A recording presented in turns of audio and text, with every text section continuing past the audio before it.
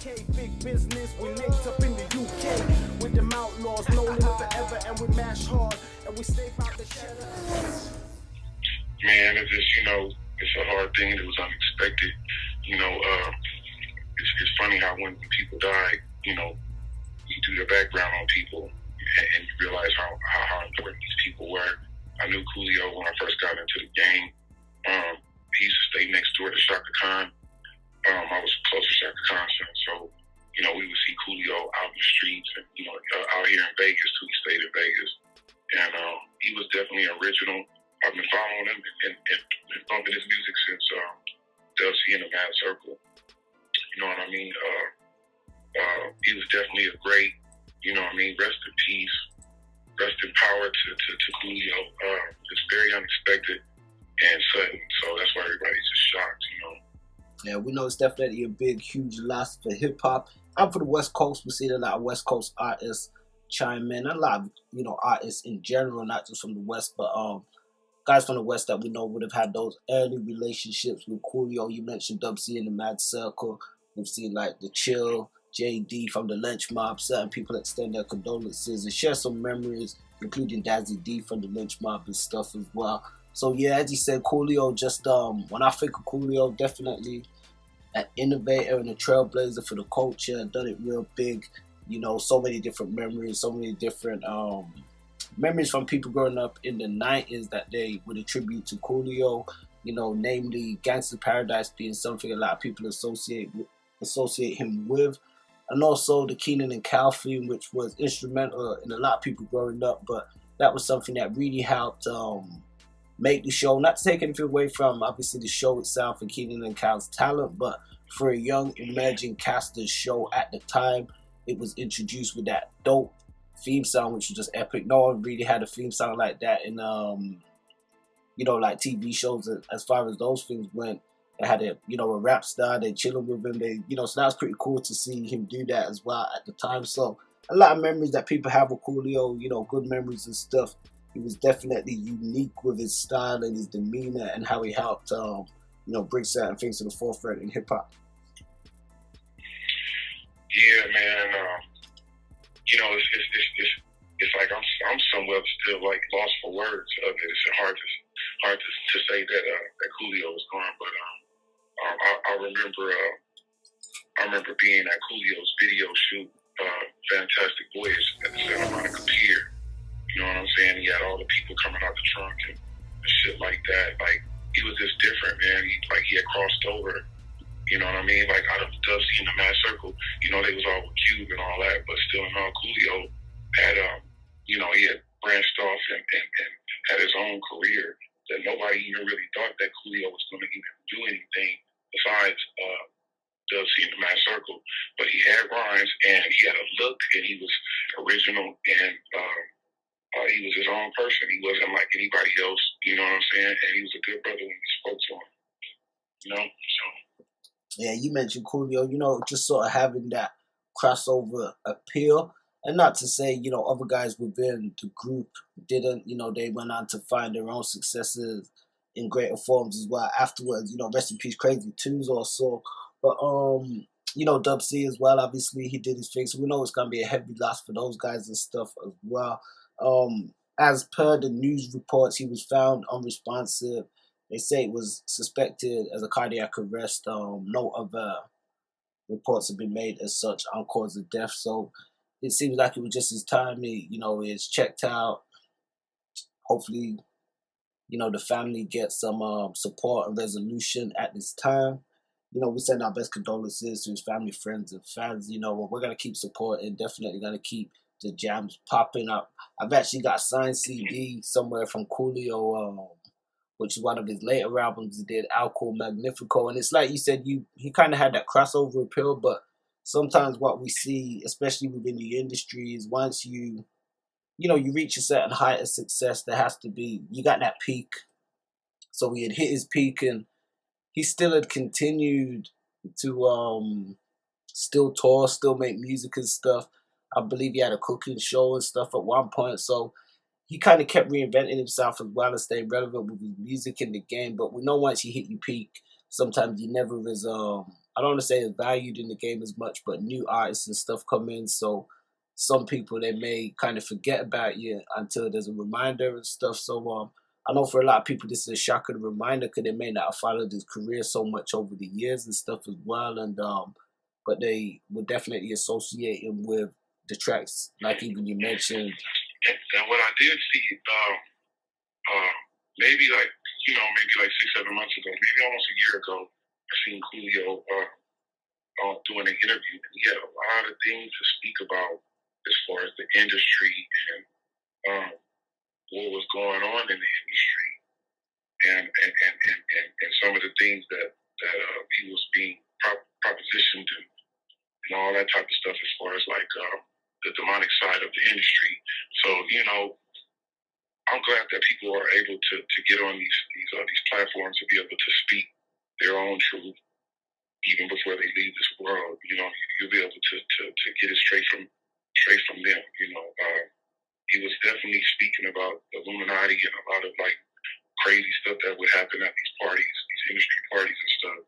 So I commend him and I tip my hat off to him and salute him for speaking the truth. Yeah, well, I mean, it's like as you said with modern media and stuff now, especially a freer access that people have to get their voice or their story out, which would have been or could have been held back a lot more so with mainstream media, years ago. We've seen a lot of different stories come forward with people sharing and expressing different aspects of the industry, and it's one thing where we say, a lot of people didn't really make it to a certain point, and then we look and we say there's some guys that were there for a while, and imagine the stuff that they seen or what they know, and as you said, some of them get to speak and maybe make reference to some stuff years later now with the media and stuff how it is. So it's kind of crazy because when you look at it, it's like these guys, like nowadays there's so many different rappers. It's one of the things we spoke about off air when we were saying Coolio was, one of the first sort of emerging rap artists to really dominate on, popular movie soundtracks and stuff. And that helped magnify him as not just a rap artist, but a musician to other people and a wider audience.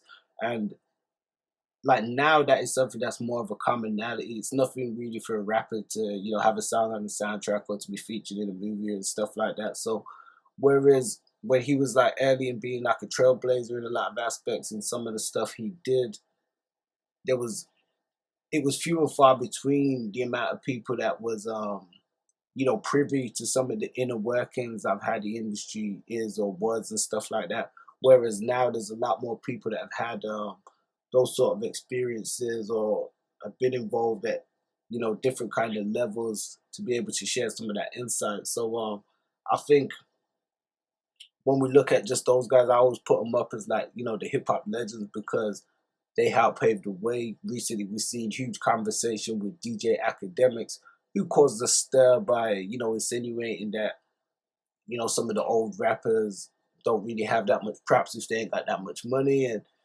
even you just saying about what was alleged or mentioned in Coolio's interview. There's different aspects of the industry to why some people may not have gone on to different sort of levels depending on what they may have had to do or not do. Right. Yeah, man, it's just, it's a cold game. It's getting colder and colder. Better get a jacket. You know what I mean? But as long as he kept it real, and he's definitely a public figure, and hip hop will miss Coolio, just like we'll miss all the rest of them. You know what I'm saying? But he's definitely a great shout out to the homeboy Coolio, man. Rest in peace, homeboy. Amen. So it's also picking back up. You said there was an incident where P&B Rock's alleged killers have been apprehended. I believe was it one has been apprehended? That's the word that I was getting from LA from my folks. Basically, it was a father and son that's involved in this, and I think they caught the son, and the father is on the run. You know what I mean? But it was definitely something extra definitely something extra that was going on with dude who got killed out there in LA. You gotta just watch where you going. Yeah, I You mean, gotta watch that sounds crazy. Is that like a father and son stick up team operation, or they was there an issue with the family, and that sounds very obscure. Right, this is crazy, man. This world is crazy. People have no regards for life, but it's unfortunate, but you got to know how to move in this world. It's crazy, man. Rest in peace to him too. He didn't deserve that. Whatever he's going through, he didn't deserve that. Yeah, I know, definitely. I know, a different flip side of a tragic situation within the hip hop community. Hopefully the impact isn't, minimalized, or we don't want it to outweigh the tragedy of the events, but I don't know if it can. Definitely lost a talented artist, and I just think of what the reports of that. It's something that I guess more will come to light with it being a father and son. There's definitely more information. I guess the people are gonna want to know just some of the cause behind it. It doesn't sound like it was just a random occurrence. No, you should be able to go out to a restaurant and eat some chicken without getting shot. But I guess he had something extra going on. They trying to blame his girl, but I don't think his girl had anything to do with it. I think she was just not realizing the world of today, and you can't post your exact whereabouts nowadays. So. Yeah, and the thing is, is it sometimes it's like that. We don't know if. I mean, I can't say I was that familiar of him as such with, especially his own personal lifestyle and stuff prior to his killing. So I don't know if it was a thing where it was common knowledge who his girlfriend was, because sometimes it could be a situation like that, as you said. Like, let's say somebody knows that that's his girl and they're following her. He might not post something, but she might post something, and they following that and kind of putting two and two together. So I'm not saying that was the case, but just in the instance of with technology and stuff nowadays, and sometimes you gotta do things low key or on the under, because as you said, you could be with somebody and they might not be involved necessarily with something, but they could have somebody watching them that they don't even know, and they could not mean them any good. Right. You never know. So that's why you just got to just, know how to move and keep God first, and be optimistic, and stay out of trouble. You know what I'm saying? With these suckers. Yeah, that's real, man. Yeah, no, that's real.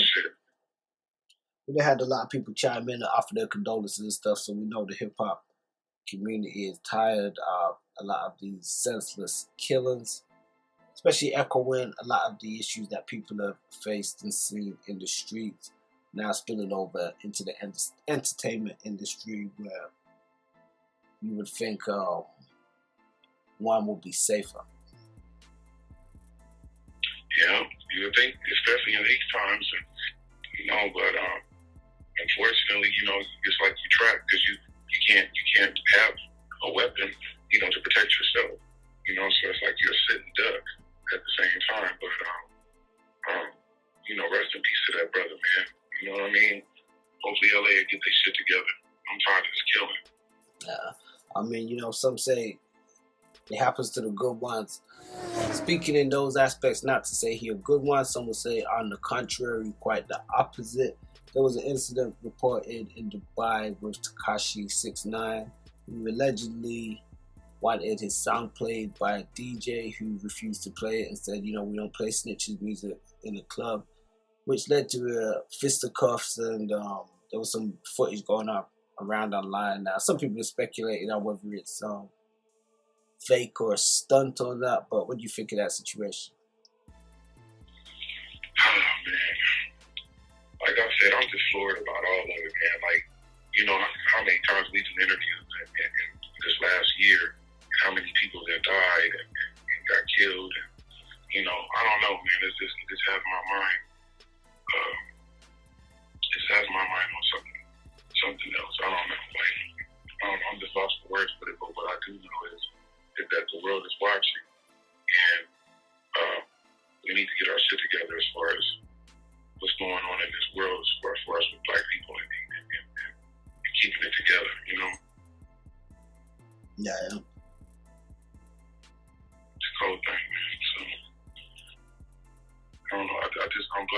be on this podcast to be able to express myself to, because a lot of these people I knew, you know what I'm saying? I didn't know dude, P&B, Rock, I didn't know him, but a lot of as far as Gonzo and the rest of my people, a lot of people was getting killed. It's like, I'm close to a lot of people, so as you went through a transition, like, damn, it opens your eyes.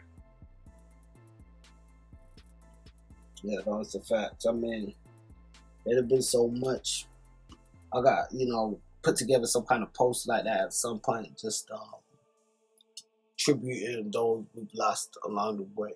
Oh yeah, we got to show love and pay homage to the greats, and that did it. Join us on the line, bout.online.com, for the hottest UK, US flavor. Don't forget to like, share, subscribe, and hit that notification bell to be updated on new drops and content.